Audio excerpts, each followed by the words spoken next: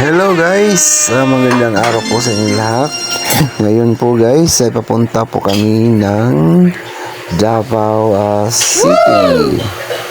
Kami po ay makikisaya ng kanilang Kadayawan Festival ng ika-30th Kadayawan Festival doon sa Davao. Ito na guys, papunta na po kami ng terminal. Nakasakay na po kami dito sa may tricycle.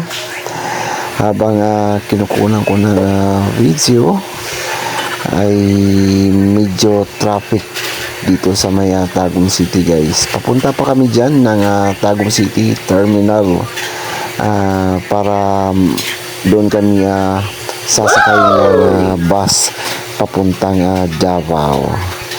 Ito na guys, habang magandang panahon, napakalinis ng ating kalangitan, medyo napakainit din. Siguro sana mamaya walang hindi masyadong mainit doon sa Davao. Kasi mahirap maglalakad kasi pag masyadong mainit doon sa Davao guys. Ang hirap, pagpapawisan ka talaga kung saan ka pupunta doon pag hindi ka sasakay. O diba? Ito na guys, papunta na kami ng terminal Tagum City Overland Transport Terminal. Dadaan muna tayo dito sa may Santo Niño Gante Road. Papunta nito ng Tagum City Public Market. Katabi niyan ay ang ating Tutit or Tagum City Overland Transport Terminal. Malapit na tayo guys dun sa terminal. Dito na tayo sa may bandang Tagum City Public Market. Yan na guys, ang Tagum City Public Market. At ito na tayo guys, nakasakay na po tayo ng bus papunta ng Davao City. Oh my God! Upang tayo ay makisaya sa kanilang Kadayawan Festival. Ito na naman kami guys. Medyo kinukunan ko muna ng picture ang mga bus dito.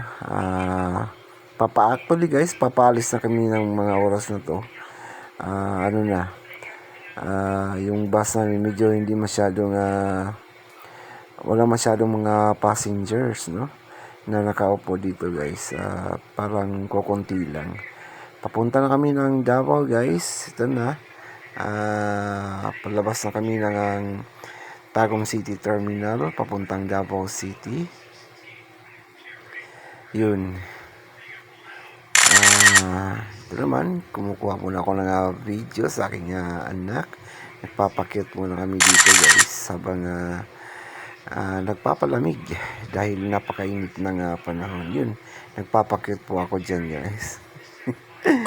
Nagpapakit po ang yung DJ.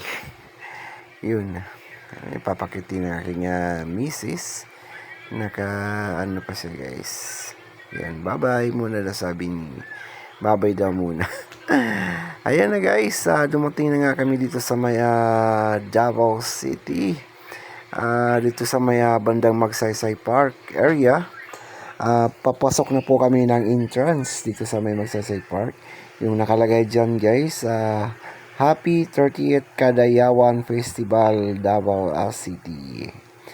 Dito na kami guys, papunta na kami entrance. Medyo nakapila po kami dito kasi ano nga yun kailangan i-check muna yung mga bag natin before tayo makapasok doon sa loob mismo ng venue kung saan nandito po yung mga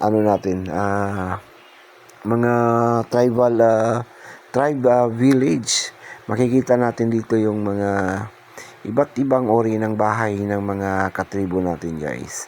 Yun, medyo dito na side, medyo nagugutom na rin kami. Parang masarap na kumain kasi tanghali na po kami dumating dito sa may Davao. Dito mismo sa may Magsaysay Park. Ito na guys, ang mga kanilang mga bahay dito. Pag nakita nyo guys, itong bahay na to, Ibig sabihin, ganyan din yung bahay nila doon sa kanilang lugar kung saan sila mismo nakatawag dito, yung nakatira ng permanent. Yung bahay nila dito guys, yung ginagawa nila ay ginagawa nila yan upang makikita natin na ganun sila gumawa ng bahay na napakatibay, maganda, medyo ano naman yung hangin, hindi masyadong mainit sa loob ng kanilang bahay. Dito na, papasok tayo dito sa may Mali Tutaka. Ibig sabihin itong nandito sa loob guys na mga bahay ay mga katutubo guys, mga iba't ibang klaseng mga bahay nandito guys. Ito naman yung bahay ng Bagubo, at mayroon ding durian dito sa gilid guys. Bagubo Aklata, yun nang makikita natin iba't ibang mga ano nila dito, yung mga music nila, kung paano sila nagse-celebrate ang kanilang mga festival. Itong ginagamit nila ng mga instrument ay napakaganda guys at napakatibay. Ito naman sila guys, makikita natin dito ang kanilang mga kababayan natin ng mga Pilipino rin na naka-attire ng kanilang respective tribes. Ito ng Ata tribe. Ito ang kanilang bahay, maganda. Tapos malinis siya guys. Ito rin ang kanilang mga pagkain. Ibig sabihin, naglalagay sila ng pagkain dito. Kamote yan guys. Napakasarap na pagkain dyan. Yan guys, no? Ito na, itong sa loob ng bahay nila. Ito yung mga palamuti nila. Itong mga souvenirs, mayroon din sila mga souvenirs dito. Ito may durian. Itong durian na to guys, ito yung durian, totoong durian na yung mga hindi pa nabuo, yung mga tawag dito, maliliit pa na hindi siya hindi siya nagiging durian talaga. Tama po ba? Itong kanilang mga products, magaganda yung kanilang mga backpack na gawa sa rattan at mga yung mga kawayan ba tawag doon, yung sa mga nila. Itong kanilang mga instrument, ito si Sir. Ito naman kanilang mga souvenir, iba't ibang klaseng mga souvenir sila dito na pwede mo lang mabili ng 25 pesos only guys. Marami pa sila dito guys, mga iba't ibang mga souvenirs na binibinta nila ng murang-mura lang. Mayroon din sila mga damit dito sa Matig Salog na tribe. Mayroon din sila mga binibinta na damit. At dito paglabas natin, dito sa labas, makikita natin itong napakagandang mga design ng kanilang mga palamuti guys. Napakaganda. Maganda talaga magpa-picture dyan na area banda. Doon naman sa kabila yun, makikita natin ang napakagandang bahay ng tribo. Hindi ko alam kung ang tribo doon, yung kanilang bahay na yan. Maganda siya guys. At malamig doon sa loob. Yun, dito muna tayo. Habang naglilibot tayo, makikita natin ang mga magagandang bahay, iba't ibang design ng kanilang mga bahay kubo. Oh my God! Ito naman Wow! Oh my God! Napaka lamig doon sa loob ng bahay na yan guys. Yun,